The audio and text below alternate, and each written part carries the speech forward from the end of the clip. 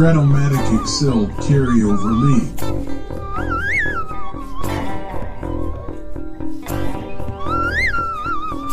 Brought to you by the Shrimp Troll.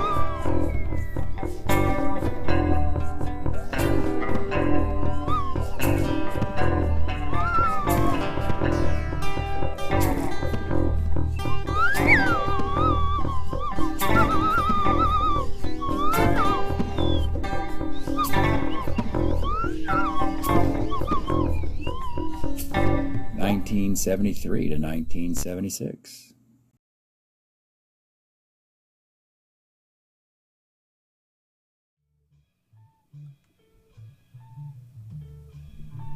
Welcome back, baseball fans. The 1973-76 Carryover League. We have the last matchup in the first round of the postseason tournament, up to 7 games, distinguishing the bottom of the American League West.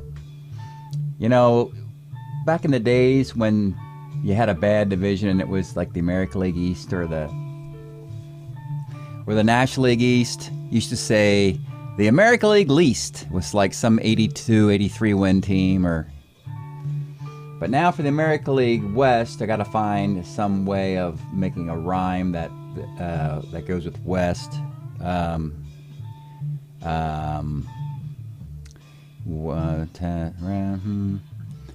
about the American League non-best, right?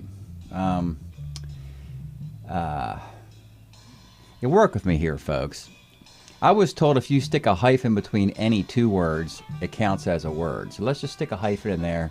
The non-best of the American League. American League West, bottom.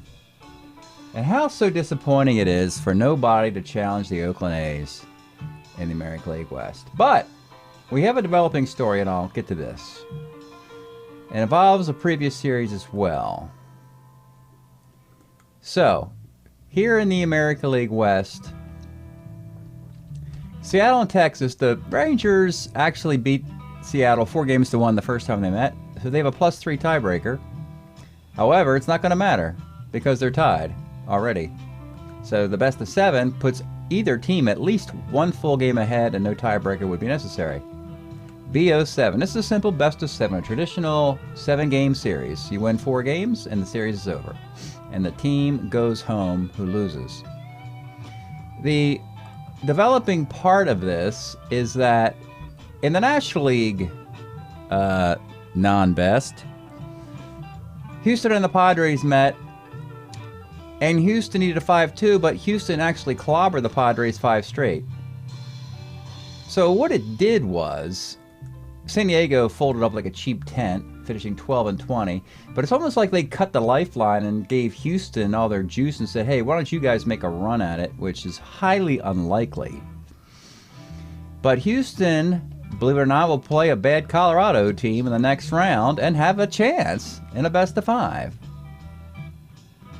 Something similar could be happening here in the American League non-best. Let's take a look. Game 1.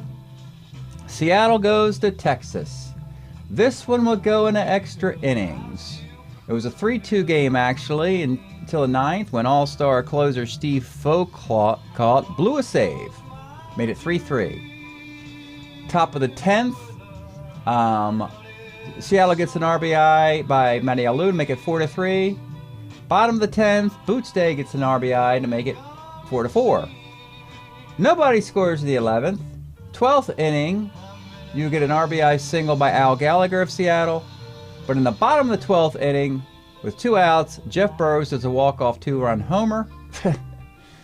So I played 12 innings anyway, regardless of that runner at second nonsense. But that's what I've been doing. My reason for doing it is because I've actually got a shorter number of pitchers, and I need to conserve my pitching as much as I can. I can't have relievers pitch 3 and 4 innings when I only got 4 of them. That's just because of the population that is available back in this time. You only had 24 Major League Baseball teams. There's just not a lot of guys. And I can't have them wearing their arms out. Of course, that's what they did. They wore their arms out and then didn't seem to mind, really. Often closers went 3 innings. Gostages and Bocots and Mike Marshalls and Dale Murrays, Skip Lockwoods, all those guys. Paul Lindblad. But anyway, the Rangers come back and win 6-5. Game number 2 in Texas. This one, the Rangers get all over. Ross Grimsley's had a really horrible year for Seattle. We thought he'd be a nice acquisition for them, a steady pitcher who pitched for Baltimore, but it has not turned out for whatever reason. Maybe he's not being supported with defense or offense. 5 2/3, 14 hits, 7 runs, 5 earned. See 2 unearned runs in there, I see. Jim Bumgarner gets a win for the Rangers, 7-3, protecting their home field. We go to Seattle for a Game 3. And in this one, yeah, the Rangers got a cooking off of Tom Bradley. Texas sends Steve Perzanowski against Tom Bradley. It's just one really bad inning. We see this so often in Strat. You know, a guy gets lit up for an inning, and the rest of the time he's coasting. It's a double by Dave Nelson, RBI single McMullen, and a 3-run homer Mike Hargrove. There's 4 runs.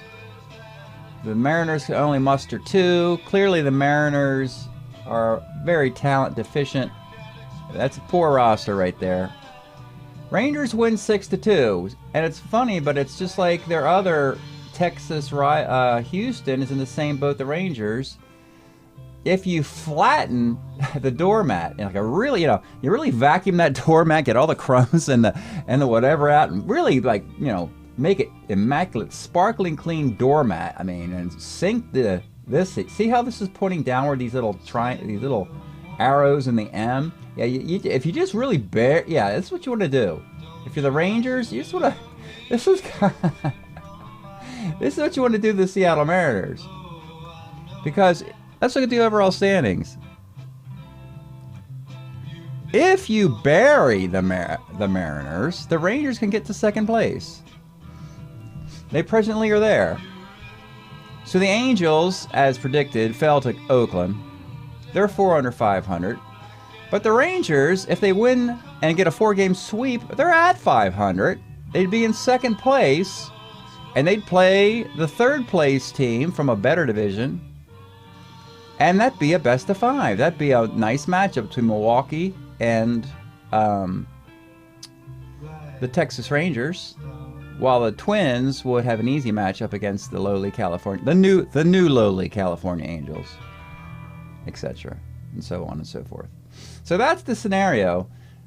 Does Seattle plan their fishing trip to the Puget Sound, looking for some king salmon, looking for some steelhead, some rockfish out there, maybe some cod? Is that what the Mariners are up to now? Or do they put up a fight and just allow, I don't know. I get it. It's Texas, Seattle, folks. I'm just doing this for your entertainment purposes. Maybe I'll get a good ball game out of it. Doubtful, we can hope. For the Rangers, it'll be Steve Hargan. He's actually pitched on YouTube previously and did very well. Starter 6, 1975, 9-10, 381 ERA, and 189 innings. Neat story, he actually had a great year in 1970 for Cleveland. Then he disappeared, wallowed away, and then he made his comeback, and he's okay. The Mariners have Glenn Abbott. He was an Oakland A in 74, 5-7 with an ERA of 3 and 96 innings. We would know that Abbott is part of the expansion Seattle Mariners in 77. So when we knew guys were eventually going to play for Seattle, we got them there sooner, if it was possible. Steve Hargan and the Rangers, Glenn Abbott and the Mariners. Let's get started from the to-be-built site of the to-be-named Kingdom. A parking lot near Sick Stadium, maybe, with better drainage, we hope, and a tarp covering everything up in case it rains. Toby Harrah leads off. 34, rolls a short. Mike Hargrove, 1-9, base hit. Len Randall, 64, skies are right. And Jeff Burrows, 59, pops the first. Bill North, former Oakland A, leads off for Seattle, 1-8, grounds a short. That's the best thing we could say about the Mariners. They stole Bill North away from the Dynasty A's, and it hurt the A's. So that's the best. He's arguably the best player on this team, which would not be a claim the Oakland A's would have made had he been there, I guess. Matty Alou, 412, flies the center.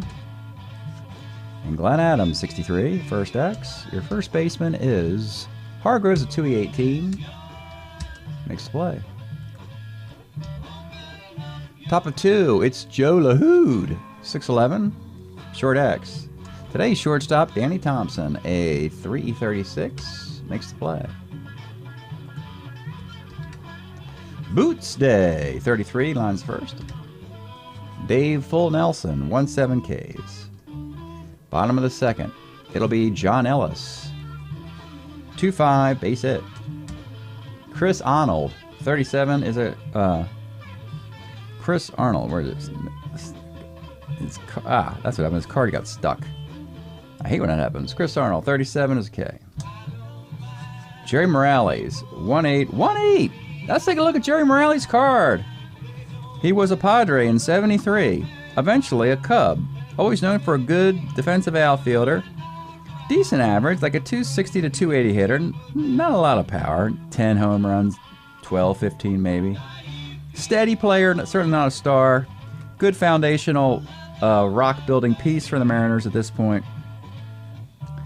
1-8, homer 1 of 13, and it is gone, and the Mariners have a 2-0 lead. Sonny Jackson, 46, is a base hit.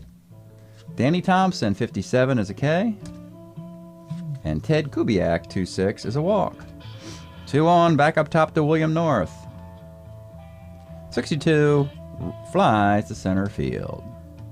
But the Mariners have a 2-0 lead, but they left a couple base runners. For the Rangers, it's Dave Rader, 36, flies to right. Jim Sundberg, 110, rolls third. And Toby Harrah, 5'8", pops to short. We've got a starter 6 and a starter 5, so we will be dipping into the pens today, folks. Matty Alou, 2-9, pops to second. Hope both pitchers can give you at least 4 or 5 innings of quality. Glenn Adams, 2-7 single. John Ellis, 69, center. And Chris Arnold, 37, is a K. Top of the 4th, Mike Hargrove, 36. That is single 1, line out. Len Randall, 38, a base hit. Single A stealer. Do you steal down a couple? Against the plus arm, of course. Let's do it. He's in there on an 8. Rangers want to be aggressive. They got to take this deficit, turn it into a win, and get back to 500. They don't want to waste any opportunity here. Jeff Burrows, 66. Short X. Won't be a double play now. You stole out of it. 336 Thompson makes the play. Runner stays at second. For Joe LaHood, 65, pops to short. Abbott gets out of another jam. It'll be Jerry Morales, the star of the day. 3-6, flies to left. Sonny Jackson, 48, is a walk. Danny Thompson's going to do a hit and run here. A little hit and run action, and it pays off with a single. Things are turning up Mariners today, folks. They're no Padres, who lost 5 straight. They're putting up a fight. Kubiak, runners on the corners, infield will come up. 55. Off the Hargan card, triple 1-5 double. It is a base clearing triple for Ted Kubiak. And the Mariners have a 4-0 lead. He had a triple in 73 and 182 at-bats. Infield still up for Bill North, William, 4-4. Center X. It's Boots Day, a 3E1 in center. And you get a fly ball B anyway. So you get the sac fly with 1 out. That's a big run. They get a 5-zip. And Matty Alou, 35, base hit. Glenn Adams, 67, flies to right field. Not the day Hargan was hoping for after his previous YouTube appearance. Top of the 5th, it's Boots Day. 59 pops to third. Dave Nelson, 6'10", catcher's X. Ellis, 48. Patton makes the play. And Dave Rader, 35, walks. Jim Sundberg, 49. It's a double. The center field off the Abbott card, but Rader, slow runner, 9. No, he won't run. 2 on, 2 outs. Big moment here for Toby Harrah. Can you get a bloop single? Can you get a 3-run homer? Can you help your team out there, Toby? 4-11, you got an X. First X, and this is not good for the Mariners. Anytime you see X in the Mariners, it ain't good unless you hit it to Bill North. Today's first baseman is Matty Alou. He would be of the 4E25 variety. And it's a double. Oh boy, Seattle. That's a 2-run double. And it'll say earned runs in Glenn Abbott's stat sheet, though he would be ticked off about it, I'm sure. Runner at second, 2 outs. For Mike Hargrove, 69, base hit right field. Now you want to run Harrah. 16, 17, 18. Morales has a -1 arm, but he scores on the 2. It's 5-3 Rangers. They woke up. And Len Randall, 53, left X. By the way, Abbott's broken. It hasn't mattered. They've gotten all consecutive hits. Left X. Sonny Jack's a 3E16 and left. And he makes the catch.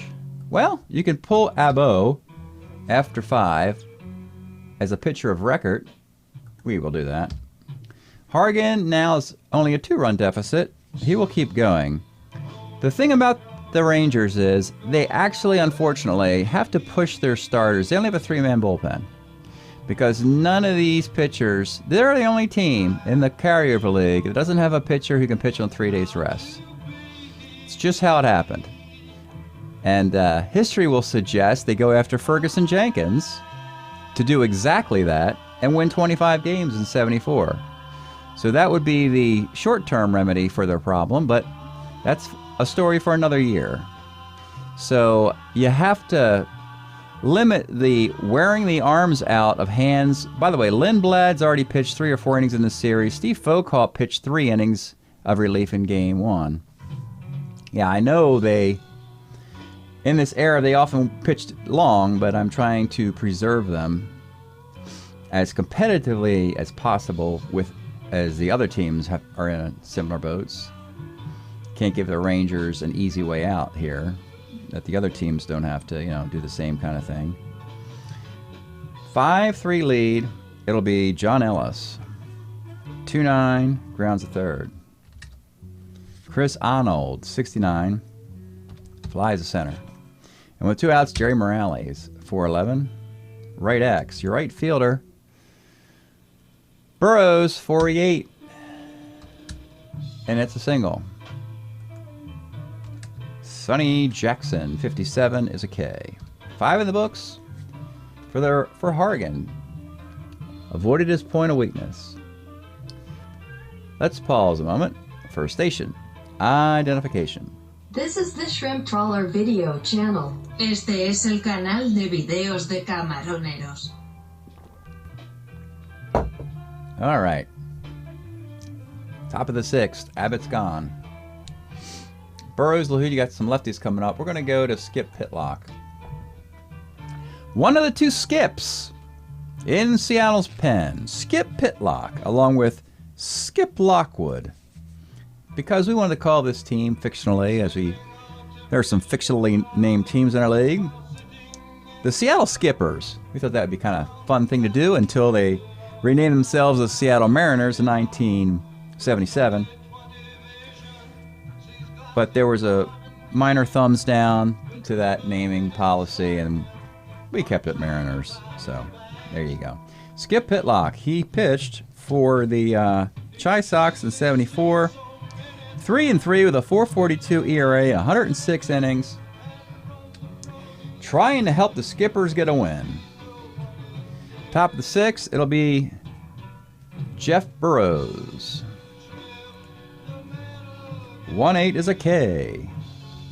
Now you got the 2 lefty outfielders. You pull them because you got a lot of real estate left in this game. And, yeah, I don't think having great defense in Texas outfield, and it's not even that great to begin with, is worth not attempting to score here. We're going to go Frank Howard will be the first pinch hitter. The Frank Howard. Let's take a look at Frank before he swings. His final year in 73 with the Tigers, 12 homers and 227 at-bats in a platoon with, I believe, Norm Cash. 82% against lefties, and this is the situation he wants to be in. Frank Howard, 59, flies to right. Now with 2 outs, Boots Day doesn't have a hit on his card. We'll get him out of there. And we'll summon Tom Grieve to the plate. Here's the pitch to Tom. 48 is a K. Well, Skip Pitlock did what he needed to do. Now Grieve will be in center. Ouch. Hargrove moves to left. Ouch. Frank Howard takes over at first. Ooh. And Jeff Burrows is also a 4 in right field. Ouch. Oh, ow. Oh, that is like softball defense there. They need a 4th outfielder like they have in slow pitch softball. Okay. Worst outfield defense ever assembled. Can the Mariners add to their lead? Bottom of the 6th. It'll be Danny Thompson. 6-11. First X, they found somebody. Yeah, they found Frank Howard. 40-20. There's an error. Yep. Want to be an expansion team that gets some gifts and gives your chance to team to win? Here we go. Kubiak, 63. First X again on the left side. Oh, they hit it to Frank Howard again. That's another one. 2 for 2 to Frank Howard at first base. Mike Hargrove scratching his head in left field after the bizarre pinch hitting roles initiated by lefty Skip Pitlock with a 4.42 ERA. All right, first and second, no one out. Steve Hargan is bemused by all this. He knows that he won't give up any earned runs this inning. Bill North, 1-7's a strikeout. Matty Alou, 2-2, hit by the pitch. They're loaded for Glenn Adams. 2-7's a base hit to center field. They'll go station to station. It's 6-3. John Ellis with the bases loaded, playing back for double play. 65, center C. There's a break, too shallow, into center field. Runners hold for Chris Arnold. 1-6, let's take a look at him. Chris Arnold, a San Francisco Giant. Was a San Francisco treat playing catcher. Second and third, good utility hitter to player. 296 average. What's not to like? Balance. He's got power versus lefties with walks. He's got batting average versus righties. He can play in the middle, catch, and third. The only thing missing is the outfield. If he could just have gone in the left field for like 5 minutes, it would have been the perfect utility player. 1-6 of Hargan is double 1-2, single dot. And yeah, that is the 2-run single here, scoring this guy and this guy. Adams goes to third. Jerry Morales. Hargan's broken, by the way, but at this point, we're just going to let them finish the inning. Jerry Morales, 3-7 is a K. Oh, boy. Hey, we got an 8-3 game here. Let's just keep rolling here, folks. Dave Nelson. More baseball for me in the Pacific Northwest is on the horizon. Dave Nelson, 44, strikeout. Dave Rader, 64, lines a third. Jim Sundberg, 1-8, is a base hit. Toby Hara, 5'11", right X. Right fielder is Jerry Morales, 3-3. And Jerry makes the catch. 2 nice innings for Skip Pitlock. The Rangers need a pitcher, or do they? Do you let Hargan pitch broken just to save your bullpen that has been so overworked this year? You're down 5. You just don't want to waste Lindblad and Foucault. And frankly, you don't want to waste Bill Hands either, because you want to compete in a Game 5. Regardless, Game 5 might be a lot of relievers because you want to get that 4th win as soon as possible if you're the Rangers. I'm leaving Hargan in there. Point of weakness and everything. So he's broken. So I'm going to leave him in there with a dot on his card being on base because this game seems like it's over for the Rangers. Sonny Jackson, 1-5 short. Normally don't do that, but for the Rangers, I'm kind of helping their bullpen here. Danny Thompson, 2-8 center. And this is probably why Hargan was out of baseball after 1970. He probably hurt his arm and missed 5 years. But anyway, Kubiak, 2-4. Pops to short. Look at that. 3 up and 3 down for Steve Hargan. We'll get him out there after 7. How about that? Just an inning for Bill Hands. How about that? Plus, David Clyde has to pitch Game 5 for the Rangers. Oh, boy. All right. Pitlock went 2. We'll go to Stan Thomas in the 8th. I love this card. Stan Thomas was a Cleveland Indian in 76. 2.29 ERA in 106 innings. Left unprotected by the Indians because they had some guy named Jim Kern in that dominant righty relief role. So the Mariners said, come here. We need every arm we can get. So Stan Thomas comes on in the 8th and will face Mike Hargrove. 65 left. Len Randall, 64. Catcher's X. Ellis is a 48.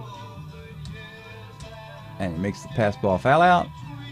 No pass ball, of course. And Burrows, 3-6 walk.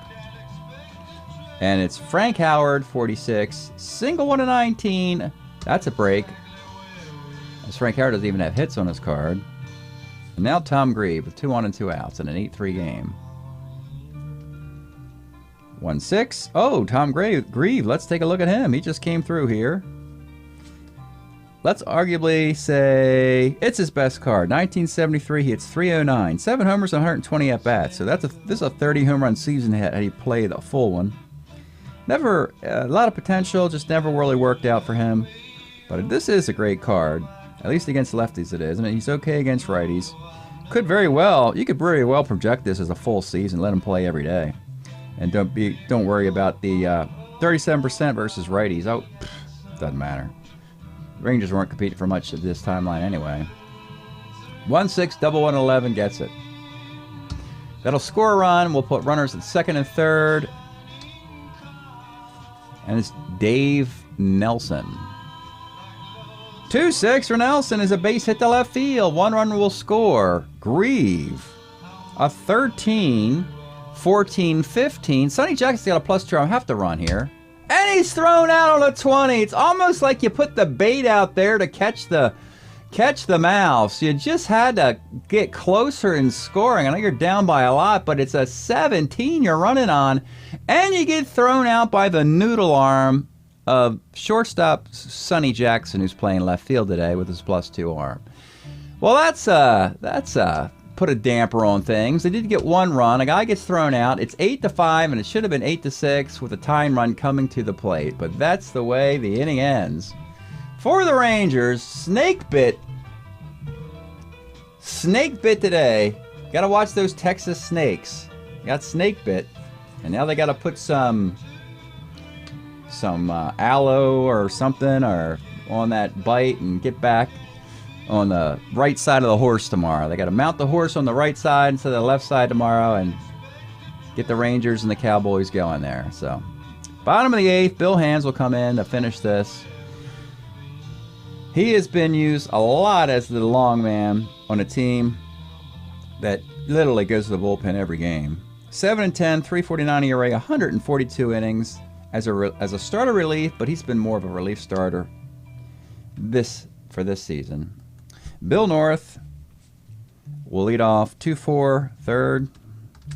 Matty Alou, 6'10", short X.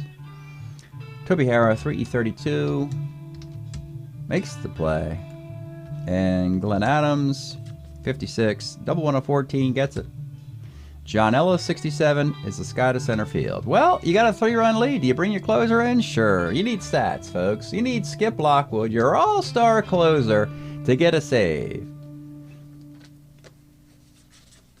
Skip Lockwood, relief 4, 75 Mets, a $1.50 ERA in 48 innings. Arguably, he's got another card that's also very good. He's got 2 really exceptional cards in his career.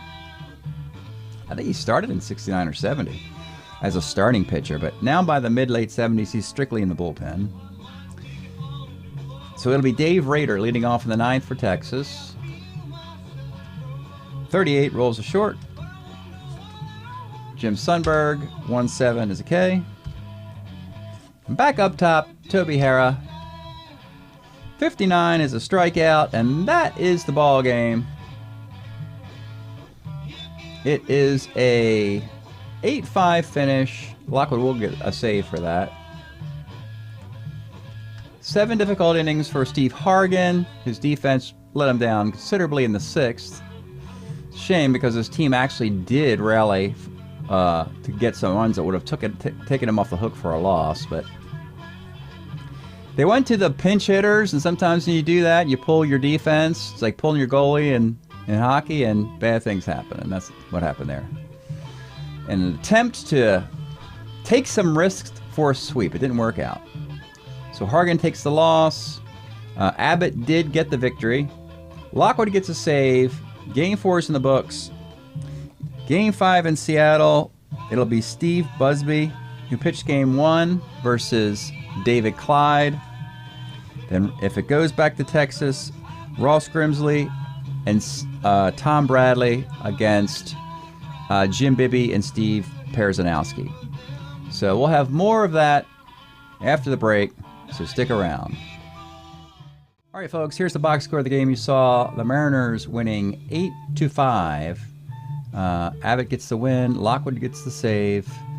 Tough day for Hargan and his defense. And Rangers cannot get a sweep. So the Mariners are alive, winning it 8-5.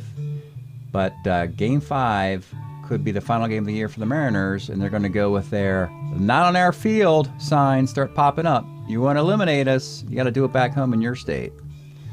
Game 5, it's precisely that. Steve Busby and the Mariners beat the Rangers 9-1. And it's David Clyde. This is the hole you fall into for the Rangers. You have to have David Clyde, who's just too young and put in the wrong place at the wrong time. Not allowed to play in the minor leagues and develop. 6 innings, 13 hits, 7 runs, 6 earned, 4 walks. Knocked around. Paul Lindblad got knocked around trying to eat up innings. They actually had to have Foucault eat up an inning just to get the game over with. That's all right. They'll have a day off, and they can have their arms ready for the series when it resumes in Texas. Meanwhile, for the Mariners, here's a nice story. Matty Alou is 5 for 5. Matty Alou must be close to 40 years old, can still swing the bat, can't play outfield for anything. And this will be his last year in the league. Normally a guy can't hit and then he gets out of baseball, but he could hit. Just couldn't find a spot to play in the league anymore. Mariners win 9-1. By the way, as we leave Seattle, I forgot to do the 7th inning stretch music, which is still playing right now. So let's do that now. It's this LP Easy Chair. Found this in somewhere deep in the rainforest of the Pacific Northwest, somewhere in, I don't know, Olympia, Renton, I don't know, Tacoma, I don't know. Anyway, this Slender Woman LP by Easy Chair, psychedelic, acid, rock, slow drip, whatever. Yeah, kooky, weird stuff, all into that for the Pacific Northwest. Yeah, that's what we're listening to. Now, back to the analysis. So, that's your Game 5. So the Mariners, can they make it a series and force a Game 7 and a Game 6 and 7? Let's see what happens. Game 6, this is a tough game here. It's Ross Grimsley, who's had a very difficult season, versus Jim Bibby. They go back and forth in this one. Both teams, the Mariners, the Seattle Skippers, we call them now, trying to remain relevant. Texas trying to hide their warts and limp into the next round of this tournament.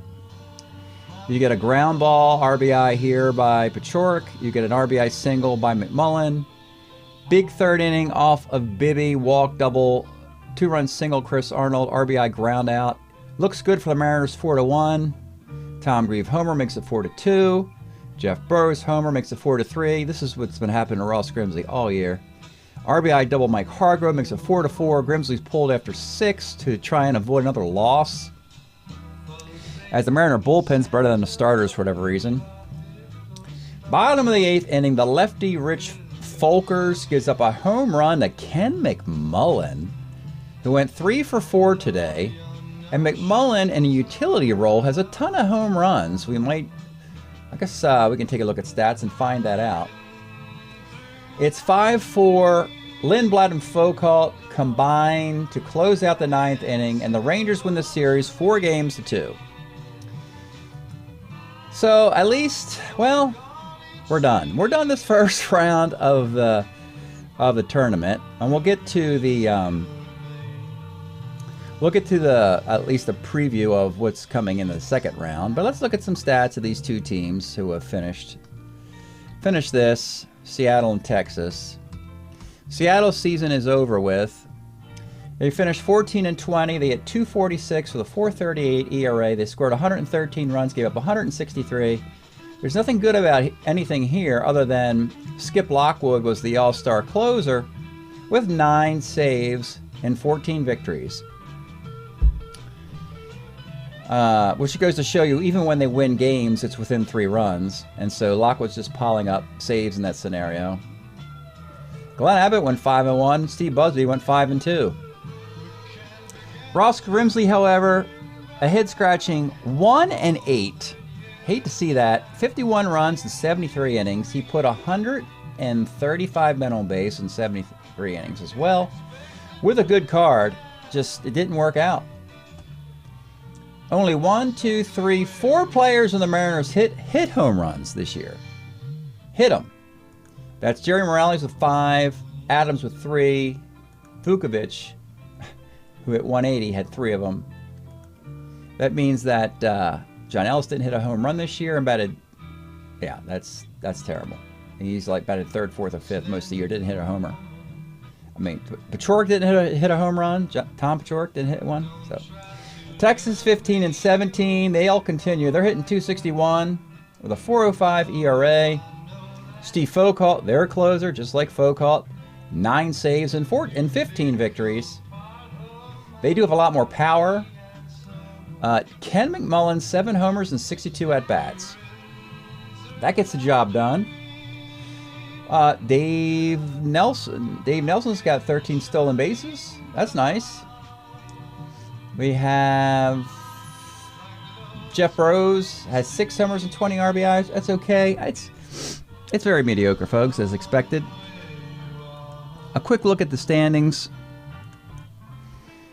In the American League, we know the Orioles and the Tigers went to the top of their divisions, and they will meet in the next round as the top seeds meet for seeding purposes and a potential falling into second place.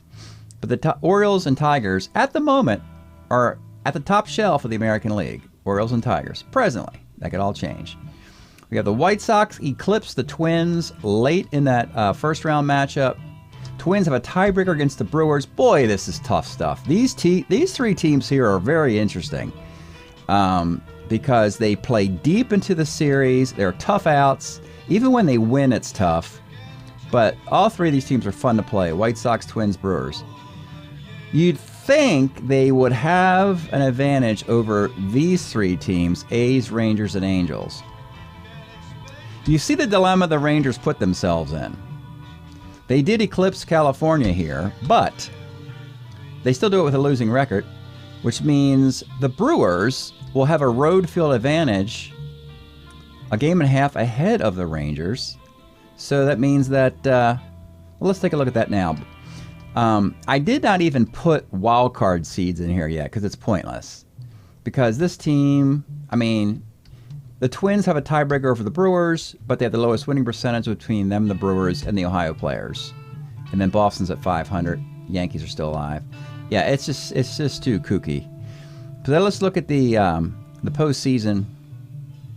Second round action. Here we go. Top seeds. Baltimore will visit Detroit. They're both 7 over 500. They'll play a best of 5. Oakland will visit the White Sox. They are also in a best of 5. This is what can happen. If Baltimore and Detroit plays a long 5-game series, one team will be 6 and one team will be 8 over 500. They could remain in some order the top 2 seeds. And that could also happen if these 2 teams play a long series and finish 4-3 or 2-5 over 500. So for Oakland or the White Sox to get a top seed, they need a blowout to happen there and for these guys to blow each other out. If each of these series are one-sided, then you can have top seeds from some, combination of that and that, or that and that, etc. And then in the elimination of third and second place teams, when we start broadcasting, we start with the lowest combined winning percentage because we know that loser is gone based on one-loss record. So California and the Twins, we still have to do the calculations what everybody needs, but that'll probably be the first matchup we play. National League, boy, Houston and Colorado, you're going home whoever loses that thing. And Twins, Mets, Pirates, 9 over 500 between those two teams. There's a reasonable chance the Mets could stay alive and not even win the series. Or the Pirates could lose a series but still stay alive, I should say. But let's look at the National League. Reds and Dodgers have the same record. We'll put the Reds at a 1 for now, Dodgers at a 2 for now. Phils struggled against the Braves, but they still at 3. And they'll be a number 4 seed and a lone division winner from this division that goes to the playoffs and probably will get bounced in the wild card round. But here's the watermark here. You got the Pirates and the Giants are the teams to beat. It seems like that's your playoff field. On paper, it's going to be hard for that to change. And the best competition we have is Atlanta, who had a surge against the Phillies at +4. Mets still have a chance mathematically, as do the Cardinals. Practically, the Rockies and Astros aren't really playing for much. And that's a look at the seeding. And we'll get into more of this in the next video when the second round of the tournament begins. But for now, I do have to end this with break up the Texas Rangers. They did vanquish the Seattle Mariners 4-2. Thanks for watching. We'll see you next time.